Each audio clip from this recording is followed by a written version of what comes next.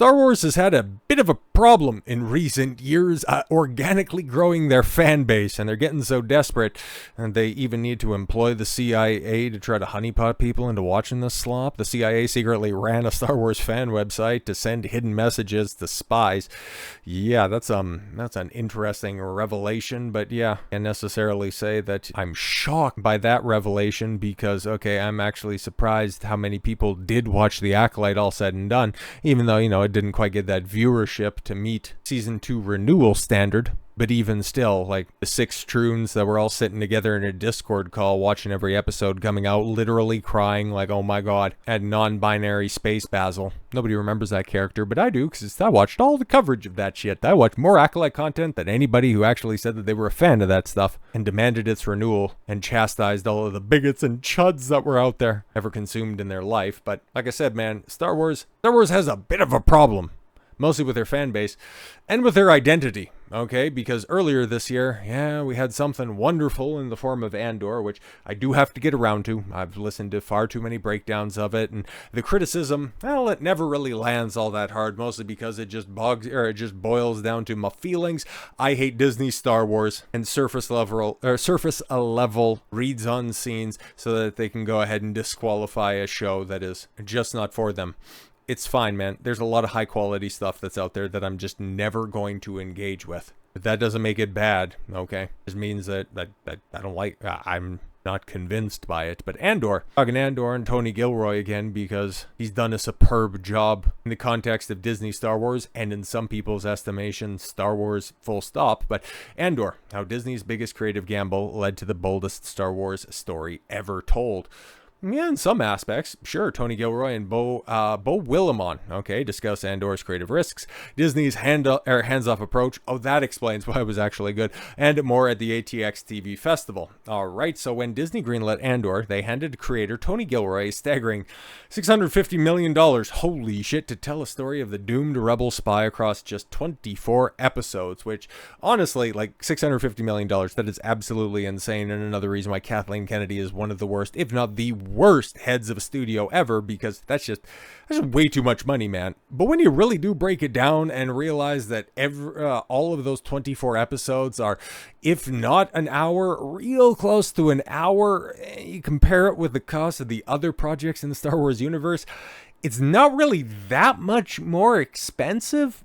But that also speaks to the grander problem with Star Wars, because they're never getting a return on their investment. And yeah, if they would just simply scale some budgets back, they might actually have a flourishing franchise. They wouldn't be scared to release a movie since 2019, but I digress. An extraordinary investment for a streaming series, especially one based on a supporting character from Rogue One, exactly. But perhaps even more remarkable than that, the budget was the studio's restraint. I never took a note. Okay, Gilroy told the crowd of the 2025 ATX TV Festival, reflecting on the creative freedom he was given. We said, fuck the Empire in the first season. They said, can you not do that? Okay, the line became, fight the Empire. And other than that, the studio had no notes. And here's the thing, man. Tony Gilroy crafted the most competent the Empire has ever been outside of the first half of the original Star Wars. He actually made stormtroopers a threatening presence. Flying one TIE fighter overhead was legitimately horrifying because you knew what they were capable of. They were set up as something that was imposing, that was threatening, as opposed to Dave Filoni and Jon Favreau having 2 scout troopers fly down a hill, crash into each other, and fucking explode. Oh my god, The Mandalorian Season 2 is so great, guys. That level of trust allowed Gilroy and writer Beau Willimon to push Star Wars into uncharted territory, telling a good story under the Disney regime. But enough about that. We got to look forward to the future, because Tony Gilroy and Beau Willimon are never going to be back telling a story in a galaxy far, far away. And Andor is going to be resigned to your memory banks from a long, long time ago, because we got Rian Johnson's new Star Wars trilogy. Remember, this got greenlit right after the success, quote-unquote success, of The Last Jedi. Hey, it made over $1 billion, guys. Yeah, at the cost of the overall health of the franchise, and it was in fact the Flashpoint. I would say it wasn't Andor and their one rape scene that ended up, destroying Star Wars and segmenting the fan base. No, it was TLJ, obviously. But yes, it has been downgraded to a question of if, not when. Like, I mean, again, harkening back to Kathleen Kennedy, how many projects has she announced as opposed to how many has she released? Like, what's that ratio? 3-1? 5-1? 10-1 at this point in time? When's that Rey movie coming out? Anyways, on November 9th, 2017, Lucasfilm announced that The Last Jedi director Rian Johnson would helm an entirely new Star Wars trilogy, an ambitious standalone saga set apart from the Skywalker narrative. The project was initially met with enthusiasm from who, promising to chart bold, uncharted territory in a galaxy far, far away. Was that before the release? That might have been before the release of TLJ, I think. I think all of those movies, TFA, Rogue One, TLJ, Solo, I think was a little bit different, but yeah, definitely. Rise of Palpatine.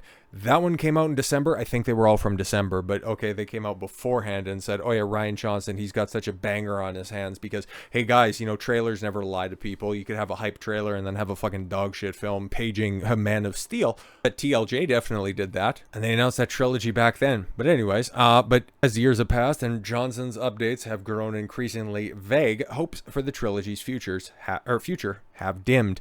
Case in point, Johnson was recently interviewed by The Independent, who was asked about the status of his ambitious project. Johnson replied, "I focus on making other stuff. But that wouldn't rule out happening down the line. If I get back in the Star Wars universe someday, I'd be the happiest person." Oh, no, they were like big happy, and your trilogy was definitely still in production, right? In short, it's no longer a matter of when, but if. The uncertainty surrounding the trilogy is perhaps unsurprising, given the polarizing legacy of The Last Jedi. Exactly, like I said, and many people have pointed out before, the Flashpoint, and the one singular moment that killed Star Wars. And you would think Rian Johnson, with him, wrapping up with Knives Out trilogy or something like that, or maybe he's going to be spinning that slop out that makes zero sense, but for whatever reason, charts well on Netflix. Maybe you'll be working more on that, destroying other genres out there. That's fantastic stuff. You go ahead and do that. But yeah, okay. So Rian Johnson's trilogy, probably not going to happen. Okay, for future Tony Gilroy helmed projects, I doubt that's ever going to happen. Patty Jenkins still making that Rogue Squadron movie. What about that Simon Kinberg Rey movie? Huh? Got Dan and Dave of Game of Thrones fame. They were supposed to be working on a project that was announced, back in 2018, 2019, something like that. The tail end of Game of Thrones. But Sean Levy and Ryan Gosling just got on stage in Japan at Star Wars Celebration and say, "Hey guys, look forward to Star Wars Starfighter," which is such a great title for a movie, and it's going to be set after Rise of Palpatine. It's going to be set 5 years after that, and it's going to be the standalone story with old wonky eyes, not a movie star Ryan Gosling. That'll definitely put butts in seats. But not before you get Dave Filoni and Jon Favreau, the stewards of Star Wars, moving forward with Mandalorian and Grogu and Ahsoka Season 2. Everybody excited for that fucking slop? All of those key jangles? Hey, Hayden Christensen is going to come back, and he's going to Vader. Oh my god, he's going to be wearing the suit, but he's not going to have a helmet on because Ahsoka can cross her arms and go, "Wow, Anakin, you're bad. You're eventually going to become Vader. I'm a Ronin because that's what Coping Thrawn told me over the intercoms." God, that fucking show sucked a dick. But another project, something else that Kathleen Kennedy was big excited by. Oh yeah, and also that Taika Waititi movie that is still definitely happening for sure, and Taika Waititi, such a big Star Wars fan that while on the set of Thor: Love and Thunder tried to proposition Natalie Portman by saying, "Hey, have you ever thought about being in a Star Wars movie?" Holy shit. But James Mangold, right? Like, he was supposed to be doing Dawn of the Jedi, right? He was supposed to be ripping off some old Legends material. He was supposed to be drawing inspiration from, about 25,000 years in the past, before the Skywalker name was even thought of. He was supposed to be telling the story about the very first Jedi. Great, fantastic stuff. James Mangold, incredibly competent director and screenwriter. Like, the guy made Logan, a Ford v Ferrari, Indiana Jones and the Dial of Destiny. But anyways, yeah, James Mangold's Star Wars Dawn of the Jedi movie in doubt as work begins on a secret Netflix project. Oh, okay, cool. But Star Wars is healthy, guys. Don't worry about it. Lucasfilm may still be waving the James Mangold flag when it comes to his announced Star Wars Dawn of the Jedi movie, but a closer look at the director's recent moves reveal a different story. While Disney continues to promote the origin of the Force film as a pillar of the franchise's future, Mangold appears to be everywhere except a galaxy far, far away.